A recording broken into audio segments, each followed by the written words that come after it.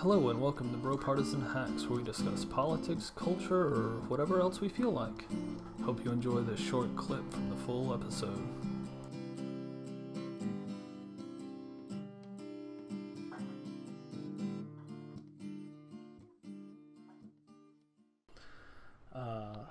This week, though, we agree on one thing. Stonks. Stonks. There's a lot more intelligent people out there than us who are probably all over this stuff and showing it and everything. And if you're not up to date on the current GameStop thing, not a financial analyst. I have to say this for reasons. Also, me, not a financial analyst, and we do not give advice. Yeah, we don't give it. Do not give it financial advice. But there is some interesting information that we can share and bring to light and talk about kind of things that, that have at least happened this past week and this past weekend with the restriction on the buying of restricted stocks and volatile stocks and shorted stocks, whatever you want to call them, whatever the news is calling them. So let's just jump right in. So what's going on right now? So that's heavily shorted. Do you want to start with what we did or how we came about? Like, so Wednesday, you sent me a text talking about GameStop. Yeah. Have you right? Yeah. And just kind of how we fell into this thing and we got going on it. Yeah, we can start there. So we're cheap, right? And we're not huge investors and everything else, but we definitely got to liking some of the stocks that were going on in the trades, and we got pretty excited when we saw what was happening with GameStop and how it was causing a hedge fund to lose billions of dollars. And we were kind of out of the loop in the main part of it, and we got, we saw it like Monday. I saw that it had gone up to like $160. I think Tuesday it was kind of high, and then it started affecting other stocks that also had massive short interests. Nowhere near to the extent that GameStop did. What they did with GameStop might be criminal with the naked shorts, but I'm no financial advisor. I can't necessarily make a comment on that. So it's just possible. Seems like it should be illegal to sell more than what exists. So anyway, so we were looking at these stocks that were a little bit more on our price range, and we came across AMC.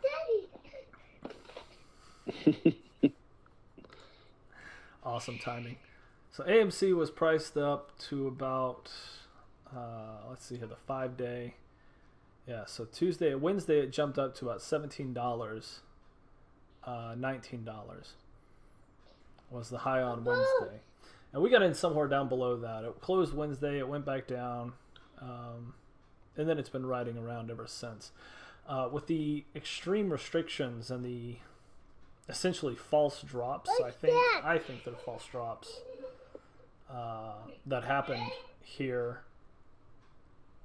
I think we're due for a nice little green rise potentially in the short squeeze. Potentially, I don't know. I'm no financial advisor. We'll wait and see. I mean, you and I talked about it. Worst case scenario, nothing actually happens with AMC right now. It all goes to GameStop, and then we own a bunch of AMC stock, and the economy reopens and it goes back up anyway. So, that was kind of our reasoning when we were looking at it. At least that's what I was thinking. I don't know what your thoughts were. So, it's pretty funny. So, I just want to talk about, remember a year ago when we were, I don't know, we had been arguing politics for a while, and we just decided, we're like, hey man, are you in the stock market? Not really. And you want to be? So let's get into it, man.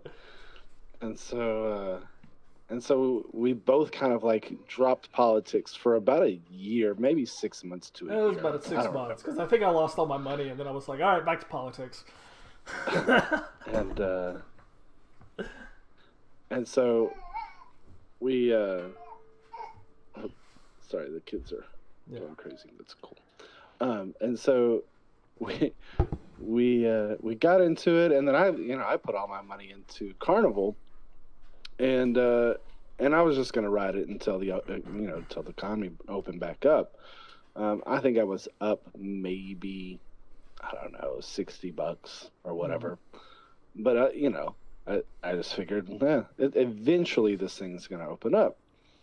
And so I was just holding it. And so when you texted me the thing about GameStop, and then I started looking into it, and then you said something about AMC, so I started looking into that, and then I was like, GameStop is out of my price range.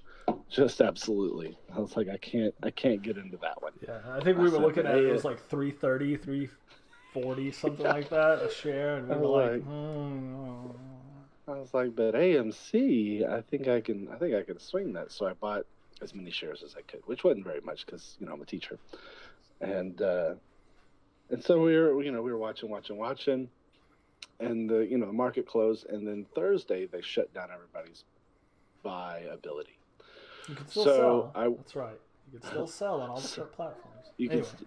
On my platform, because I use Thinkorswim, not an endorsement. But Thinkorswim is the trading platform for TD Ameritrade. Again, not an endorsement, and but for whatever reason, they didn't shut me down. So every time it dropped below $9, I bought, and so my $15 trade price dropped down to I think I'm right at around 12, because every time I just bought 5 more shares, and I ended up selling every other stock that I held and bought into AMC, and I am holding. So, yeah, you want to fix it? I know. Here. All right, go fix it.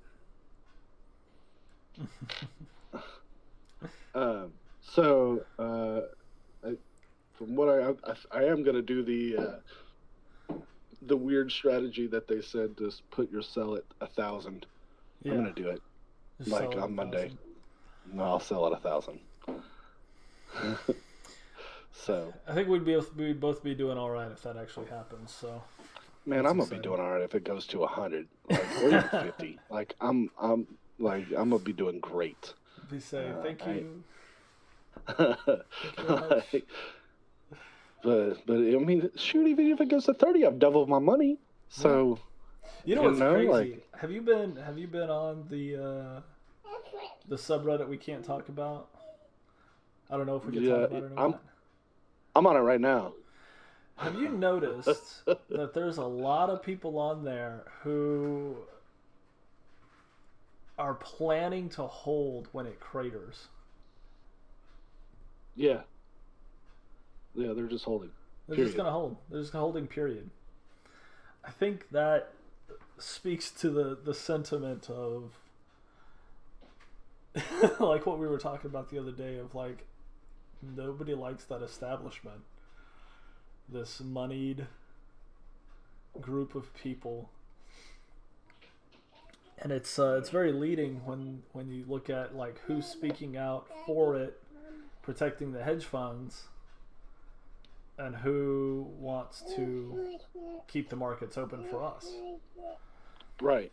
Which is why I wasn't surprised when Elizabeth Warren came out and she said, "Hey, we need more regulation. This is market manipulation that these people on these chats are doing. This is bad. You're not supposed to be able to do this. So not to my donors." So yeah, what I thought of course me, but the funniest tweet that I saw was "Oh, I see that some of you like sticking it to the man," and there's a picture of Karl Marx, and they're like, "I've got a plan for you."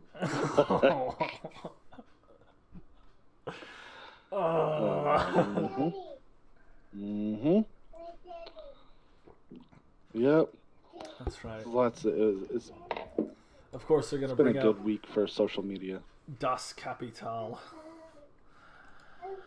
So anyway, this is an interesting thing. I don't know if you can see my screen the way I got it set up right this second.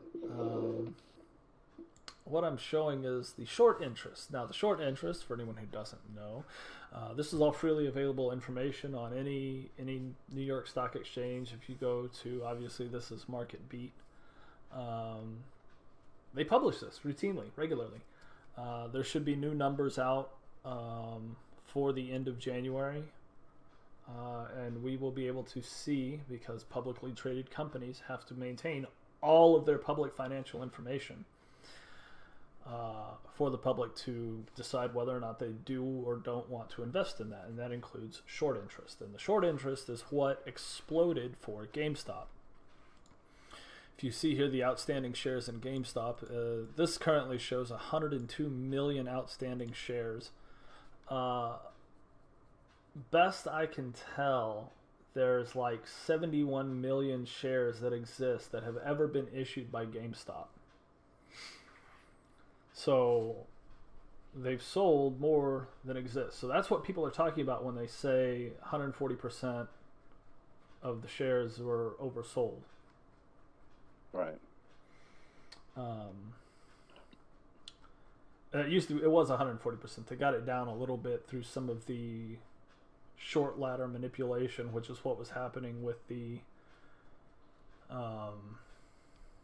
trading last week when they restricted this trading, and it was to restrict the amount of buy orders that were going through the system. So we were all restricted from trading unless you had TD Ameritrade, and you could get in $5 5 shares at a time. But for the vast majority of like the Wall Street bets, they all used Robinhood, and they were all cut out. So that's roughly like 6 million people that were just like restricted them from their trading on that one platform. Well, then, so that was Thursday that they cut all y'all off on that. Well, then my buddy decided he was going to go ahead and get into AMC, and he bought in. They let him buy 25 shares. Well, he got paper hands and he sold, and then was mad about it that he sold, so he wanted to buy back in. Well, then they restricted him to only 10 shares. And they said, you can't buy more than 10. And so he kept trying to buy one more, trying to buy 5 more, kept on trying to get back in, and they wouldn't let him, which I thought was really interesting. So it's like, oh, we're going to open it back up, sorta. Kinda. we're gonna do it enough so that the SEC doesn't come after our nuts, because that's kind of what that looks like. I don't, I've been listening a lot to some financial news and stuff, and so what they keep bringing up is that with Robinhood, the traders on Robinhood are not the client, they're not the customer. They provide a service to the customer and then provide trade information based on what you guys buy and sell. They sell that information to these hedge funds. And so Citadel, who apparently was part of the heavy short gate, I don't know what coined right here, short gate. Well, they stuck a gate on the end of it and made it a controversy. What's that? They stuck a gate on the end of it already. Oh, damn it! White Watergate. Yeah, I lost you there for a second. I said that they stick a gate on the end of it. And now it's short gate, Dorito gate. No, Watergate. I just did that. Oh, okay. That was all me. That coined right here. BroPartisan hacks short gate. So anyway, so what they did was, what they do is they sell all the trading information to all these bigger banks and these hedge funds, and that's the product. So apparently they got a significant investment of $1 billion into their little business there, because basically what they did was they tanked their business, right? So there is an investment that has been made into old Vladdy to do this. Like they're not. He made a business decision because he knows that Robinhood is going to go down. Like everybody that I've talked to, it's all over the internet, but everybody is going to leave Robinhood. It's I don't know. It's obviously shady as shit. But well, there's more to it than that. You know, because I think I was reading somewhere that was like Citadel makes up like 40% of like all the retail investment stocks and money that changes hands goes through Citadel, which is us. Really? I mean, that's us, not hedge fund people. 40% goes through Citadel. Wow. So, and I don't remember if it was for the whole market or for Robinhood itself. But the number 40% sticks in my mind. They're a major player, regardless, either way. So it's like it's not a small fish. I mean, hell, that's the company that Citadel is the group that bailed out Melvin Capital already with $2.7 billion or $3 billion or whatever their buyout was, that they already got the bailout for to cover the initial losses so that they could keep paying interest and like to cover even 20% of the shorts that they'd sold. So anyway, there's a lot happening right now. Keep up to date on your news. Pay attention to your sources. The boys over at Wall Street Bets are saying diamond hands. You know, of course, the news media, I think, we've already, if you've watched any of our other clips, you know how much I despise them and how highly I think of them. I think they're lying through their teeth about closing their positions. That's what I think. That's a personal belief that I have. That when CNBC comes on and they say, "Oh, Melvin Capital has closed out their short positions." No, they didn't. Bullshit. I say it's bullshit because I watched the trading volume all fucking day. Right, because that was the best way for when that was what I was looking at too, and that's what I was showing my class. What we were looking at was the trading volume, and you're like, just trying to watch they owe 100 million shares. No, it was really convenient this week that all of this happened because in my class we started the stock market investing this week, so I could do this all day. Every day. I'm a little bit jealous because I definitely was working and had my other screen up at work, just with the stock market, and so I restricted myself in my little bit of productivity just because I was only working off of one screen, but I had to keep the eye on the other one. Right, I had the ticker running. That barchart.com that you sent me is a really good free chart. Oh yeah, it's great. It's got everything. For free charts, I've been looking at tradingview.com, which isn't bad, but that bar chart's really good. Yeah, bar chart's the one I use. I think I got it off of not a sponsor yet. I think I got it off of Kamikaze Cash or something like that when he was I was watching a video on how to look at the charts and how to read them. But anyway, shout out to that guy who's a way bigger channel than we are.